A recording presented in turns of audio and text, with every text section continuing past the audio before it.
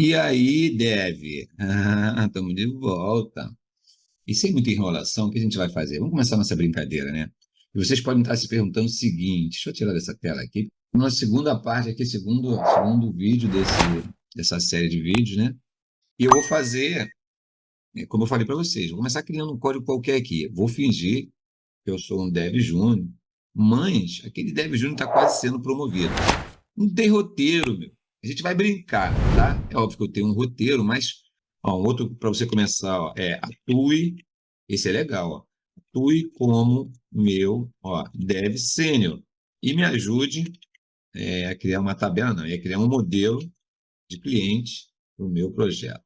C Sharp, utilizando sete. Se tiver erro, não tem problema não, tá, gente? Um errinho de nada, tipo esse utilizando aqui, eu vou até corrigir, mas ele entende. Eu vou corrigir só para não ficar na aula, tá? Utilizando. Beleza. Eu não dei nada específico para ele, só disse para ele assim, ó, atue como meu dev sênior. Me ajude a criar um modelo de cliente aí para o meu projeto.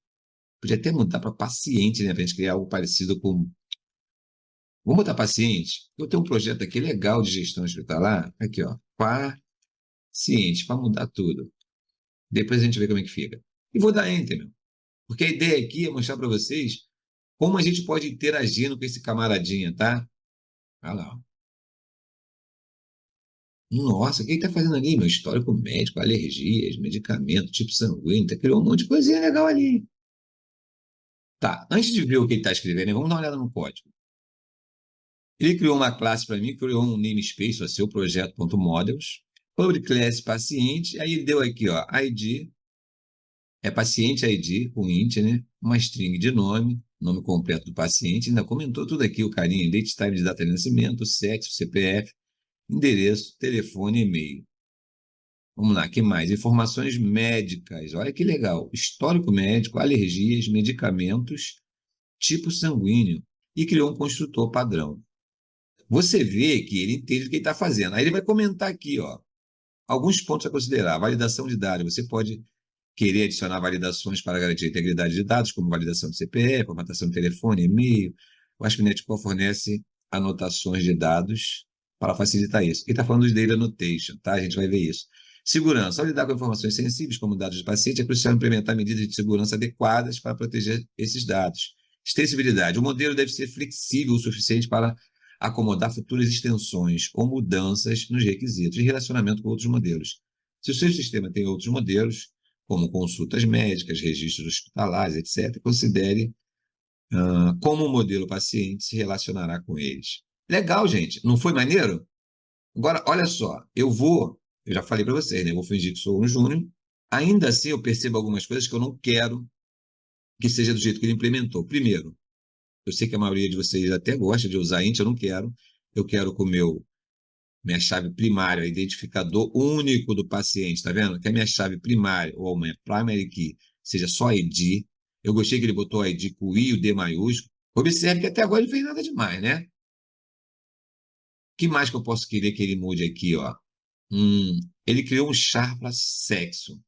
Então, o char né, é um bit, né, cara? É um byte, ele vai ser um ou zero, né? Ele vai ser qualquer coisa, eu não quero. Quero que o sexo seja um enum. Vocês sabem o que é enum? Se não souber, vocês vão saber agora.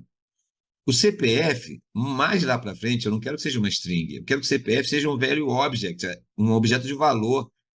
E o CPF é um cara legal para a gente criar um objeto de valor, porque ele é imutável. O CPF ele não precisa de uma identidade. O CPF, por si só, ele é um objeto único. Cada cidadão tem seu CPF. E isso não se repete. Quais são outras características que muitos de vocês talvez não saibam, mas vocês vão saber? É que um objeto de valor, além de ser imutável, ele deve se autovalidar. O CPF é um bom cara para a gente validar. E-mail é outro cara, meu. Você não vai mudar seu e-mail. Não quero mais que o meu e-mail seja carlos@copexi.com.br. Agora eu quero que seja Carlos Ais. Se liga, meu, você vai ter que criar outro e-mail. Então, para. Ele é imutável, ele não tem identidade. Ok? Ele tem valores, por isso que é objeto de valor. A gente vai mexer nisso depois. Como eu falei para vocês, né, tem aquele meu roteiro lá, a gente vai trabalhar com DDD, Domain Driven Design. Então, uma das features interessantes do DDD é trabalhar com domínio rico. Esse nosso domínio não tá rico. Vocês percebem que ele só tem o quê? Properties. Ele só tem propriedades. Ele não tem o quê? Ele não tem comportamento. Então, isso é uma classe anêmica. Ele encheu de comentário aqui, que já é uma bobagem também, não deveria colocar. Maravilha, vamos começar a mudar isso aqui, ó. Ó, vou falar para ele assim, ó, gostei.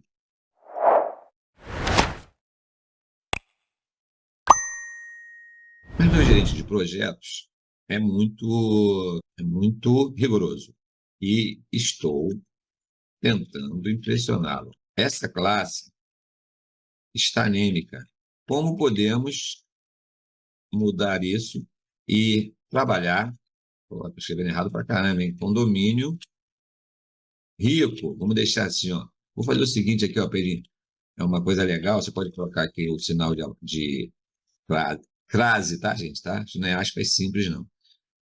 E trabalhar com domínio rico. Por enquanto, eu só vou fazer isso. Não fica muita coisa, não vai ficar muita aula. Outra coisa, em nossas normas aqui, ó, né, PCAD, FOIC, vamos ver se ele é esperto mesmo, são identificadas apenas como ID, ó, o I maiúsculo e D minúsculo. E o tipo das mesmas sempre será um guide. A propósito, o que é um guide? Meu chefe está me enlouquecendo. Ô, pessoal, por que você me enlouquecendo? Você não deixou isso tudo pronto aí para ficar escrevendo aí ao vivo? Isso não tem graça, gente. Depois eu vou falar mais disso, e vou falar, e vou falar, e vou insistir. E vamos lá. Vamos ver o que ele me responde a respeito disso. Ó, entendo sua situação e posso ajudar a enriquecer o domínio do seu modelo de paciente, alinhando com os princípios de um domínio rico e ajustando a chave primária para atender às normas de sua equipe. Enriquecer o domínio. Um domínio rico, diferentemente de um modelo anêmico, encapsula tanto o estado, dados, quanto o comportamento, lógica de negócios, relacionados a uma entidade. Isso torna o modelo mais coeso e expressivo.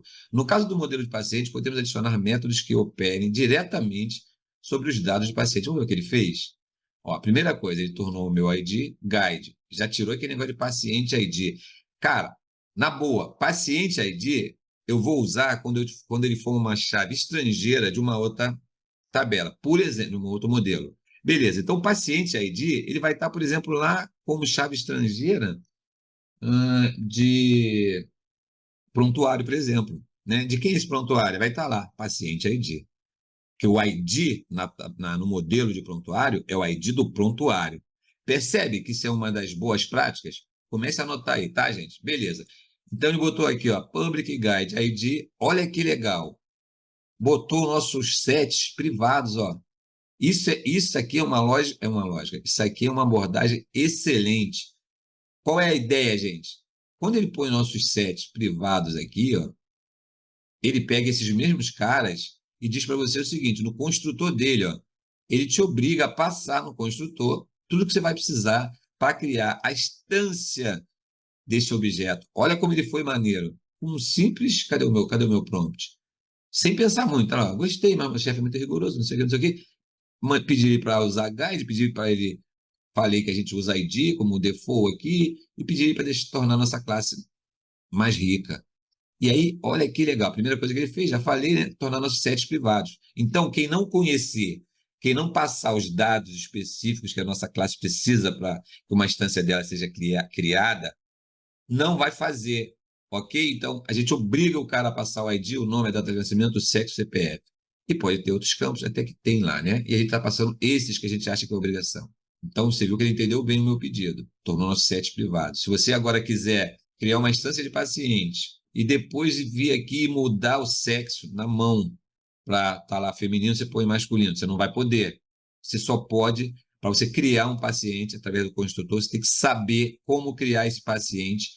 Pô, professor, mas se eu precisar mudar, por exemplo, o nome do camarada, a data de nascimento, o sexo, aí a gente vai criar métodos tipo ad hoc, que a gente chama, que são os comportamentos. Ó, adicionar histórico médico, atualizar endereço. Olha aqui, pega um novo endereço. Aí está aqui a lógica para atualização de endereço.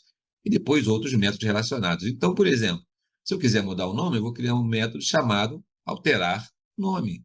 Simples assim. Então, ele realmente entendeu o que eu estava pedindo, que era um domínio, que é o meu domínio paciente tem que ser rico, eu prefiro trabalhar com guide, ele entendeu, ele colocou nossos sets privados, ele criou um construtor que obriga as pessoas, ao criar uma instância do paciente, a passarem os dados necessários e criou alguns comportamentos. Então, agora a gente está falando, sim, de um modelo rico para o nosso carinha. Aí eu falei para ele, né, a propósito, o que é um guide? Ele está explicando. Ó, guide significa Global Unique Identifier, ou seja, identificador globalmente único, ou identificador único global, tanto faz. É um identificador de 128 bits, que é usado para... Beleza, depois vocês leem, ó. Parei, pode ler. Vantagem de uso de guides, ó. Unicidade global. Quase impossível ter colisão, mesmo entre diferentes sistemas. Segurança, mais difícil de adivinhar do que um número sequencial, o que pode ser benéfico para evitar ataques de previsão de ID. Flexibilidade, facilita a integração entre diferentes sistemas, já que a geração do identificador não depende de um banco de dados centralizado. O guide, o guide, como algumas pessoas chamam, tá? Ele é um identificador global. Eu acho que foi legal, né, gente? Ele começou com a nossa classezinha simplesinha aqui, ó, né? E agora ele já deixou o nosso domínio mais rico. Mas, pessoal, aqui tinha mais coisas. É óbvio que ele está te dizendo que as outras coisas você vai e faz, né? Para não ficar maior do que já está essa aula, eu volto depois ainda com essa classe paciente e a gente vai fazer outros pedidos. Vou perguntar para ele, por exemplo, o que é Value Object. E se alguns desses campos aqui se aplicariam, de algum desses campos desse carinha aqui, ó, se aplicaria. Se aplicaria não é a palavra não, tá? A expressão certa seria se habilitaria, se... Esqueci, mas vocês já entenderam. Para ser um value object ou um objeto de valor. Eu já te adianto aqui, CPF seria um caso desses, endereço, se fosse endereço de entrega. Nesse caso aqui a gente vai discutir daqui a pouco. E-mail é outro caso desse. E a outra coisa que eu não gostei é esse sexo com char. Qual é a forma mais legal de se ter instrumentos, ou propriedades, perdão, como sexo? É a gente ter um enumerador, não é isso, gente? Fica claro, você pode inclusive gravar a description do enumerador, você não precisa necessariamente gravar o seu valor, que é numérico, tá? E é um inteiro. Me aguarde aí, e se eu esquecer, vocês me cobrem. Que depois eu vou pegar esses caras aqui, ó, e vou pedir para guardar na nossa base de conhecimento. Que é isso, professor? Que base de conhecimento é essa? Vocês acham mesmo que eu não ia falar do GPT? É claro que a gente vai criar o GPT, tá? A gente vai brincar de criar, mas a gente vai criar. E eu vou pegar esses caras, botar num PDF e a gente vai começar a dar instruções para o nosso chat GPT. E aí deve. Já volto rapidinho. Fui.